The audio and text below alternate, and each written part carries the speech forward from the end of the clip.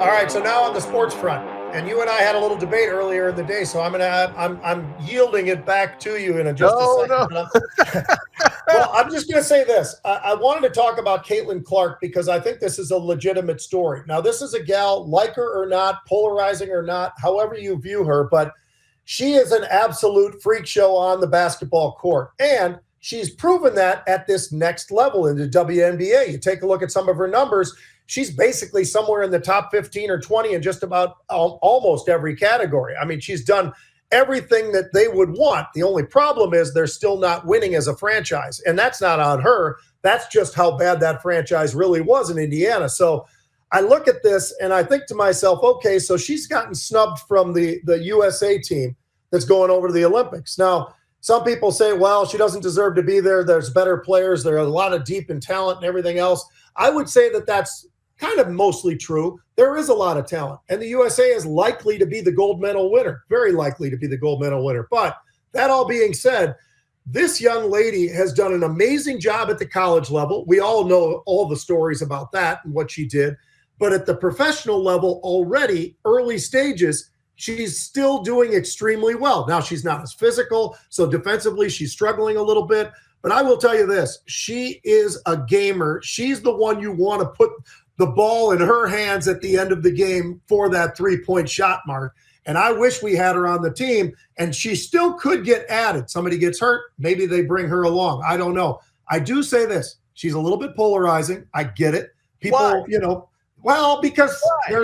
there's certain jealousy factors, that go into it. And there are people out there, women in the WNBA, who are pretty critical of her. We all know that we saw that big hit the other day that she took in a game. So, there's just a lot of things, I think, in the backdrop. But lastly, if I'm NBC, do I call the head coach and go, hey, we got ratings to worry about, and you've got somebody who's not on your team who is a ratings woman.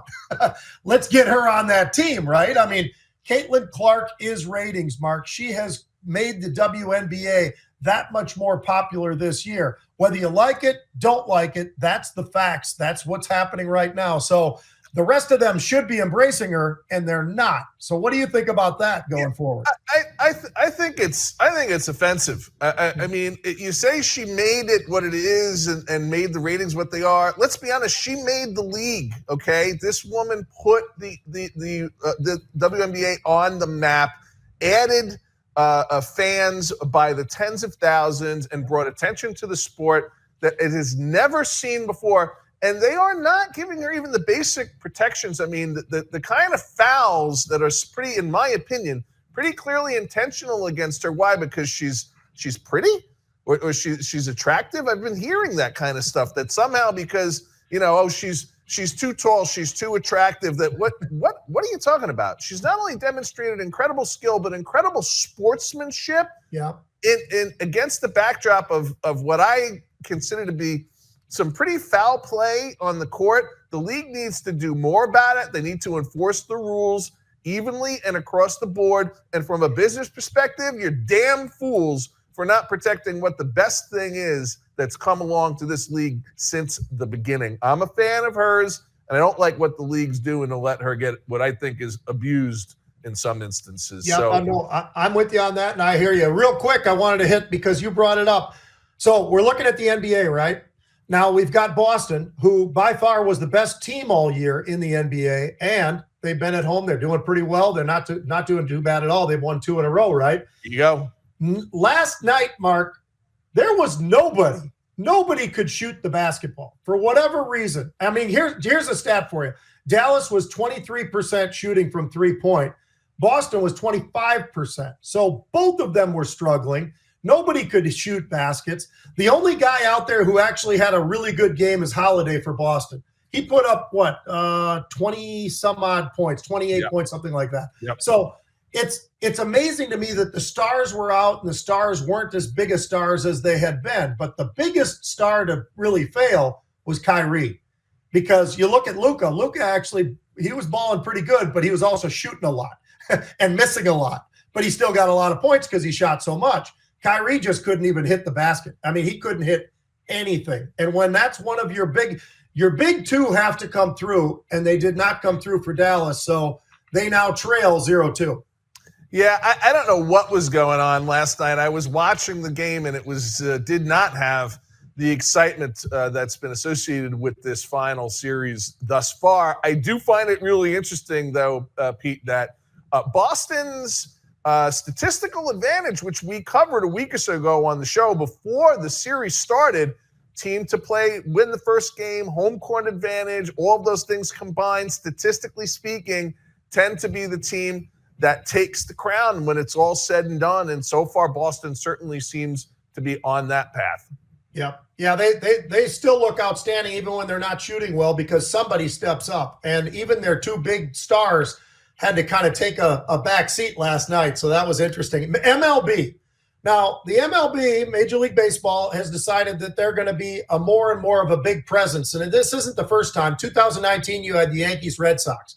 2023, you had the Cubs in St. Louis.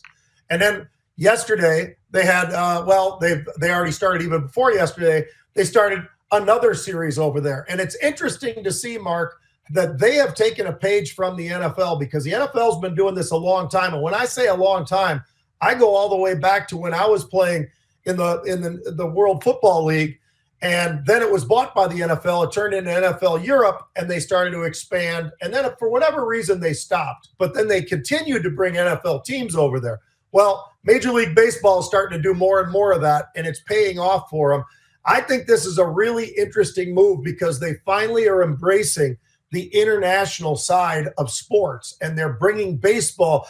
London, shoot, they had 55,000 people there. I mean, they talked about merchandise volume has gone up 43% over in Europe. So there's a lot of good things going on with Major League Baseball going over there. Do you think they'll ever have a team? That's my question for you. Do you think there's ever the possibility of a London baseball team, Mark, or anybody, maybe in Paris, because they've tried to play in Paris? They've only played in the Great Britain so far. What do you think? Yeah, I mean, look, this is really interesting. I think it's smart business on the part of MLB and following other Major League sports franchises, expanding overseas, getting a lot more traction, Pete, than I would have thought. Baseball is a uniquely American game, right? And it just doesn't fly. I mean, I don't know how this is going to play out in the French market playing in Paris. I don't think it's going to get the reception that the UK fans brought. But look, they're right to explore it. They're right to play it out. We could see a European League team. I think it would be a UK team first, a London team first, as you suggested. But here's what this is about, Pete. This is about, we've been covering this, and we're going to continue to cover it, folks. Capturing live eyeballs at a particular day and time that you know people are in front of the screen because they can't watch it any other way to know the outcome as it happens is live sports. And to me, this is just a continuation of that, capturing people's eyeballs, of course, advertising and marketing story, merchandising, all that. It's part of the same reason why people spend what they spend on those Super Bowl ads, because you know the butts are going to be in the seats watching it live, and there's no substitute for that. Yeah, and you know, they've actually, it's not just London. They've gone to Mexico. They're going to Dominican. They're going to a lot of different places. Yep. And I wouldn't be shocked to see someday maybe a Mexico, because you got to realize that if you do add a team to something like that, the travel has to be looked at. I don't think London works. I mean, it barely works for the NFL. But if you've got to come over here and go all the way to LA, I mean, you're going to be spending 2 weeks out on the West Coast before you start getting to the Midwest and then maybe go back. So I just don't think that works.